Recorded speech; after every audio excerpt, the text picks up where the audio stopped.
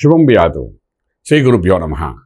క్రోధినామ సంవత్సరంలో మనకు సింహరాశి వారికి ఏ విధంగా ఉంటుంది అనే విషయాన్ని మనం విశేషంగా తెలుసుకోవడం ప్రయత్నం చేద్దాం. ఈ క్రోధినామ సంవత్సరంలో సింహరాశిలో నక్షత్రాలు ఏమిటి మొట్టమొదటిగా మాట్లాడుకుంటే మనకు అందులో ముఖ్యంగా మనకు కనబడేది ఏంటంటే మఖా నక్షత్రం, పుబ్బా నక్షత్రం, ఉత్తరా నక్షత్రం కనబడతాయి. ఇవి మొత్తం 9 పాదాలు కనబడతాయి. వీళ్ళకి ఆదాయం ఏ విధంగా ఉంది, వ్యయం ఏ విధంగా ఉంది, రాజపూజ్యం ఎంత ఉంది, అవమానం ఏ విధంగా ఉంది అనే విషయాన్ని తెలుసుకుంటే దాన్ని బట్టి మనకేంటంటే సింహరాశి వారి యొక్క జీవితకాలం ఈ ఏడాది అంతా ఎలా ఉంటుందో తెలుస్తుంది. కాబట్టి అందులో ఆదాయ భాగం దగ్గర వచ్చిన 2 భాగముల ఆదాయం కనబడితే వ్యయం 14 భాగములు కనబడుతున్నాయి. చూడండి, వచ్చే ఆదాయం తక్కువ, పోయే ఖర్చు ఎక్కువగా కనిపిస్తుంది. అలాగే రాజపూజ్యం 2 భాగములు కనబడితే అవమానం చూసరికి 2 భాగాలు కనబడుతున్నాయి. అంటే రాజపూజ్యం అవమానం ఒక రకంగానే ఉంది, పెద్ద చెప్పుకోదగ్గ ఇబ్బంది అయితే లేదు. కానీ ఆదాయ వ్యయంలో మాత్రం చాలా వ్యత్యాసం కనబడుతుంది. ఇక్కడ ఆదాయం 2 భాగములు అంటే ప్రతి సంవత్సరం సంపాదించేది కంటే కొంత తక్కువగానే సంపాదిస్తారని చెప్పడానికి అవకాశం ఉంది. కానీ వ్యయం 14 భాగాలు అంటే పూర్వాశ్రమంలో సంపాదించింది ఖర్చైనా పెట్టాలి, లేదంటే అప్పు చేసైనా ఖర్చు పెట్టాలి. అందుకే 14 భాగంలో ఖర్చులు ఎందుకు పెడతారు అనే విషయానికి వచ్చినప్పుడు అంటే నిన్న కాక మొన్నటి వరకు అంటే ఉగాది అయిన తర్వాత కూడా ఒక నెల కాలంలో మొదటి నెలలో అంటే మే 1వ తారీఖు వరకు గురు యొక్క అనుగ్రహం వీళ్ళ మీద ఉంటుంది. గురువు అనుగ్రహం ఉన్నది అని ఏంటంటే శుభకార్యాలు జరుగుతాయి, శుభమైన వార్తలు వింటారు, శుభకార్యాల కోసం ఖర్చు పెట్టడం జరుగుతుంది. అలాగే అనుకున్న డీల్స్ అని సక్సెస్ఫుల్ అవుతాయి. ఇవన్నీ లాస్ట్ 1 ఇయర్ నుండి జరుగుతుంది. కాబట్టి నవంబర్ 15 నుండి ఇప్పుడు ఏంటంటే అందులో ఏదైనా పెండింగ్ పని ఉంటే శుభకార్యాల కోసం ఖర్చు పెట్టడానికి అవకాశం ఉంటుంది. ఆదాయం వచ్చినా రాకపోయినా మే 1 తర్వాత గురుబలం తగ్గిపోతుంది. కాబట్టి అక్కడ నుండి ఆదాయం కొంచెం న్యూట్రల్గానే ఉంటుంది. అయినప్పటికీ కూడా ఇక్కడ పూర్వాశ్రమం సంపాదించిన ఆర్థికంగా సంపాదించిన ధనం ఏదైతే ఉందో దాన్ని శుభకార్యం ఖర్చు పెట్టడానికి అవకాశం ఉంది. ప్రస్తుతానికి ఆదాయం ఎలా ఉంది వ్యయం మాట్లాడుకున్నాం. అందులో ఆర్థిక వ్యవస్థ ఎలా ఉంటుంది. ఒక ఉద్యోగస్తునికి కొత్త అవకాశాలు వస్తాయి, కొత్త మార్పులు వస్తాయి, కొత్త ప్రయత్నాలు చేస్తే సక్సెస్ఫుల్ అవుతారు. కానీ పెద్ద చెప్పుకోదగా ఆర్థిక బలం పెరిగే అవకాశం అయితే ఉండదు. ఉద్యోగంలో మార్పు కొంచెం ప్రెషర్స్ ఇక్కడ ఉన్నాయి, ఇక్కడ నుండి 2 ఉద్యోగాలు మారితే అందులో ప్రెషర్స్ తగ్గుతాయి అని చెప్పి ఐటీ రంగం కానీ సాఫ్ట్వేర్ కంపెనీ అనుకోండి, లేకపోతే స్టేట్ గవర్నమెంట్ సెంట్రల్ గవర్నమెంట్ సంబంధించిన కానీ మనము స్టేట్ సెంట్రల్ గవర్నమెంట్ వాళ్ళు ఉన్న సీట్ నుండి మారాలని ప్రయత్నం చేస్తారు. ఆ మార్పు జరుగుతుంది. కానీ పెద్ద ఏమైనా బెనిఫిట్ ఉంటున్నా అంటే బెనిఫిట్ ఉండదు. ప్రెషర్ అనేది కొంత తగ్గే అవకాశం ఉంటుంది తప్ప పెద్ద చెప్పుకోదగ్గ బెనిఫిట్ అయితే మనకు కనిపించదు. కానీ రాజ్యంలో మారిన తర్వాత different way of facilities, amenities మనకు దొరికే అవకాశం ఉంటుంది. అది ఏ కంపెనీ అని ఏదైనప్పటికీ. అలాగే మనం తీసుకున్న ప్రభుత్వ ఉద్యోగాలలో కూడా స్థల మార్పులు, స్థాన మార్పులు జరుగుతాయి. ఒక వ్యక్తి పలానా దగ్గర పనిచేస్తున్నాడు అంటే మే 1 తర్వాత డెఫినెట్గా గురుబలం తగ్గిన తర్వాత గురువు రాజ్యంలో ప్రవేశిస్తాడు. కాబట్టి డెఫినెట్గా ఒక ఎస్టాబ్లిష్మెంట్ అనేది ప్రాపర్గా జరగచ్చు.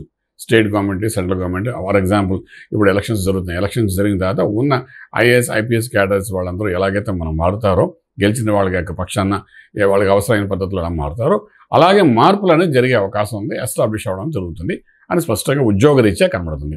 అలాగే వ్యాపార రీత్యా కూడా పెట్టిన వ్యాపారం ఒక చోట పెట్టింది, అది కొంతవరకు స్టాండర్డ్గా అయిన తర్వాత ఇంకొక చోట మరొక దాని యొక్క బ్రాంచ్ ఓపెన్ చేయాలని చేసే ప్రయత్నాల్లో సక్సెస్ఫుల్ అవుతారు. కానీ ఎస్టాబ్లిష్మెంట్ చేసాం కదా అని దానికి ఖర్చు అవుతుంది, తర్వాత దాంట్లో అంత రిటర్న్స్ వెంటనే వస్తాయంటే అంత వెంటనే మనకు కనబడే అవకాశం అయితే కనబడదు. కానీ ఎస్టాబ్లిష్ చేసుకోవడం చాలా మంచిది చెప్పడానికి అవకాశం ఉంది. ఓకే, ఇలాగ వ్యవసాయం రైతాంగం దగ్గరికి వచ్చినప్పుడు రైతులు పండించే పంట అద్భుతంగా పండుతాయి. ప్రత్యేకించి గోధుమ, వరి, అదేవిధంగా మొక్కజొన్న, టమాటా, అలాగే ఎండుమిరపకాయ ఇవన్నీ కూడా చక్కగా పండే అవకాశం ఉంటుంది. రైతులకి ఆర్థికంగా కొంత బలోపేతం జరిగే అవకాశం బాగానే కనబడుతుంది. అగ్రికల్చర్ ఇండస్ట్రీస్, ఆర్గానిక్ ఇండస్ట్రీస్, తర్వాత పెస్టిసైడ్స్, కెమికల్స్ వ్యాపారం చేసే వాళ్ళందరికీ కూడా ఒక 20 నుండి 30% లాభదాయకంగా ఉండే అవకాశం ఉంది చెప్పగలుగుతాం. అలాగే మనం వ్యాపారం గురించి మాట్లాడుకుంటే రాజకీయం, రియల్ ఎస్టేట్ గురించి మాట్లాడుకుందాం. రాజకీయ రంగంలో ఉన్న వాళ్ళకి ఒక ఉన్నత శిఖరం చేరుకుంటారా అని అంటే రాజకీయ రంగంలో ఉన్న వాళ్ళకి మే 1వ తారీఖు లోపల జరిగే ఎలక్షన్స్లో గురుబలం ఉంటుంది. కాబట్టి ఒక పాజిటివ్ ఎనర్జీ వచ్చే అవకాశం బాగా కనబడుతుంది. ఆ తర్వాత ఎస్టాబ్లిష్మెంట్, తర్వాత రాజ్యంలో గురుడు వస్తాడు కాబట్టి డెఫినెట్గా పోస్టింగ్ కూడా వచ్చే అవకాశం ఉంటుంది. అంటే ఇది చెప్పాలనుకుందంటే ఒక ఎమ్మెల్యేగా గెలిచారనుకోండి, వాళ్ళకి నామినేటెడ్ పోస్ట్ కానీ, లేదంటే ఏదో ఒక మినిస్ట్రీ పోస్ట్ కానీ, లేకపోతే ఇంకేదైనా ఒక శాఖకు సంబంధించిన ఒక అసోసియేటెడ్ యాక్టివిటీ కానీ ఇచ్చే అవకాశం సింహ రాశిలో పుట్టిన వాళ్ళకి అవకాశాలు బాగానే ఉన్నాయని చెప్పగలుగుతాం. అది సింహరాశిలో ఉన్నది ఉత్తరా నక్షత్రం అనుకోండి, పుబ్బా నక్షత్రం అనుకోండి, ఏదైనప్పటికీ కూడా ఆ నక్షత్రం వాళ్ళకి ఒక అవకాశాలు కొంత ఎక్కువగానే ఉంటాయని చెప్పడానికి అవకాశం ఉంది. కుటుంబ పరంగా మనం చూసుకుంటే వివాదాలు అన్యోన్యత దగ్గరికి వచ్చినప్పుడు 7వ భావంలో శనీశ్వరుడి యొక్క ప్రభావం కనబడుతోంది. డెఫినెట్గా అన్యోన్యత కొంత కోల్పోయే అవకాశం ఉంటుంది. ఇది ఎంతవరకు ఏంటి అంటే కోర్టు వరకు వెళ్తుందా, అవుట్ ఆఫ్ కోర్టు సెటిల్మెంట్ అవుతుందంటే ఏదైనా ఇష్యూ మొదట 3 నెలల్లో అది పెద్దది కాకుండా చూసుకోగలిగితే చాలా బాగుంటుంది. ఎందుకంటే కుజుడు యొక్క తత్వము, తర్వాత శని కుజుడు కలిసి ఉండడము, ఆ తర్వాత కుజుడు మళ్ళీ మేషంలో ప్రవేశించడము, ఇవన్నీ కూడా ఏంటంటే కొంతవరకు అనర్థాలు తీసుకొచ్చే అవకాశం ఉంది. శని ట్రాన్సిట్లో దాటి వాడు ముందుకు వెళ్తున్నాడు కాబట్టి ఏదో గొడవ చేస్తాడు. పూర్వం ఎప్పుడో చేసిన గొడవలను మళ్ళీ లేపడానికి ప్రయత్నం చేస్తాడు కాబట్టి భార్యాభర్తల మధ్య జరిగే అన్యోన్యతలో కొంత కోల్పోయే అవకాశం, మళ్ళీ రీసెట్ అయ్యే అవకాశం బాగా కనబడుతుంది. అది కుటుంబపరంగా.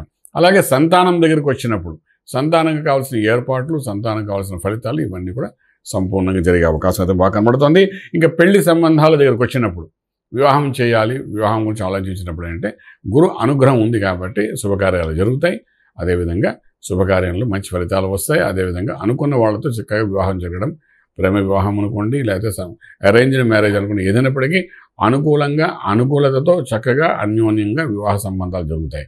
అలాగే గృహప్రవేశము, శంకుస్థాపనము, భూమి పూజలు, అలాగే ఉపనయన సంస్కారాలు ఇలాంటివన్నీ కూడా శుభకార్యాలు జరుగుతాయి. దానికోసం విపరీతమైన ఖర్చు జరుగుతుంది. అదే మనం మొదట్లో మాట్లాడుకున్న ఆదాయం 2 వ్యయం 14 అనుకున్నాం కదా, అందులో భాగంగా ఈ యొక్క శుభకార్యాన్ని ఖర్చు పెడుతున్నప్పుడు డెఫినెట్గా మనకేంటంటే దాని యొక్క భావన, దానిలో ఒక ఖర్చు అనే భావన కాకుండా ఆనందకరంగా ఖర్చు పెడతాం కాబట్టి ఆ ఖర్చు పెద్ద లెక్కలో వేయవలసిన అవసరం మనకు ఉండదని చెప్పగలుగుతాం. అలాగే షేర్ వ్యాపారాల దగ్గరికి వచ్చి ట్రేడింగ్ చేసేటప్పుడు మాత్రం పవర్ ప్లాంట్, సోలార్ సిస్టమ్ మీద, తర్వాత ఫుడ్ ఇండస్ట్రీ మీద, వాటి మీద సంబంధించిన వాటి షేర్స్ ట్రేడింగ్ చేసుకోవడం ప్రయత్నించండి. లక్కీ నెంబర్ 1 కొంతవరకు పాజిటివ్ పనిచేస్తాం కాబట్టి ఏమాత్రం అధైర్యపడక్కలేదు. కానీ ప్రాఫిట్ మాత్రం ఎలాగొస్తుందంటే పెట్టిన దాంట్లో ఇన్వెస్ట్మెంట్ ప్లాన్గా పెట్టుకుంటే లాంగ్ టర్మ్లో పెట్టుకోగలిగితే మంచి ప్రాఫిట్స్ వచ్చే అవకాశం ఉంది. అండ్ తీసేయడం వల్ల పెట్టడం ట్రేడింగ్ అని చేసుకుంటే మాత్రం మినిమం ప్రాఫిట్స్తో ఏదో అలా నడవడానికి అవకాశం ఉంది. ఆర్థిక విషయాలకు వచ్చినప్పుడు ఆర్థిక లావాదేవీల్లో డెవలప్మెంట్ ఉంటుంది, కనబడదు, కానీ స్లోగా డెవలప్మెంట్ ఉంటుంది. ఓవరాల్ డెవలప్మెంట్ అయితే మనకు కనిపిస్తుందని చెప్పగలుగుతాం అన్నమాట. ఇక మనం చూసుకుంటే ఓవరాల్గా తీసుకుంటే ఒక సింహరాశి వారికి ఈ సంవత్సరం అంతా తీసుకుంటే ఎలాగుందంటే ఆరంభంలో గురు యొక్క అనుగ్రహంతో మొదటి 1 మంత్ చక్కగా గురు యొక్క అనుగ్రహం పడింది కాబట్టి శుభకార్యాలు చేయడానికి మంచి అవకాశం ఉంటుంది. అలాగే ఏదైనా అగ్రిమెంట్స్ కానీ కాంట్రాక్ట్స్ కానీ ఇంకేదైనా చేసుకోవాలంటే మొదటి నెల అంటే ఏప్రిల్ నుండి మే 1వ తారీఖు లోపల ఇనిషియేట్ చేసుకోగలిగితే సంవత్సరం పొడుగునా బాగానే ఉండడానికి అవకాశం ఉంటుంది. అలాగే సప్తమంలో ఉన్న శనీశ్వరుడి ప్రభావం అన్యోన్యత కోల్పోయే అవకాశం ఉంటుంది భార్యాభర్తల మీద. అలాగే అష్టమంలో ఉన్న రాహు యొక్క ప్రభావం వల్ల కూడా మనకి ఏంటంటే అనారోగ్యానికి సంబంధించిన కొన్ని దోషాలు కనబడే అవకాశం బాగా కనబడుతున్నాయి. సో ఈ రక్త సంబంధమైన దోషాలు కూడా కనబడుతున్నాయి కాబట్టి సప్తమ అష్టమ స్థానంలో 2 గ్రహాలు కూడా కొంచెం బలహీనంగానే ఉన్నాయి కాబట్టి ఇబ్బంది పెట్టే రకంగా మానసికంగా పర్సనల్ లైఫ్కి సంబంధించి కొన్ని దోషాలు కనబడుతున్నాయి కాబట్టి దీని నుండి అధిగమించడానికి నిత్యము సూర్య ఆరాధన చేసుకోవడం చాలా అవసరం పడుతుంది.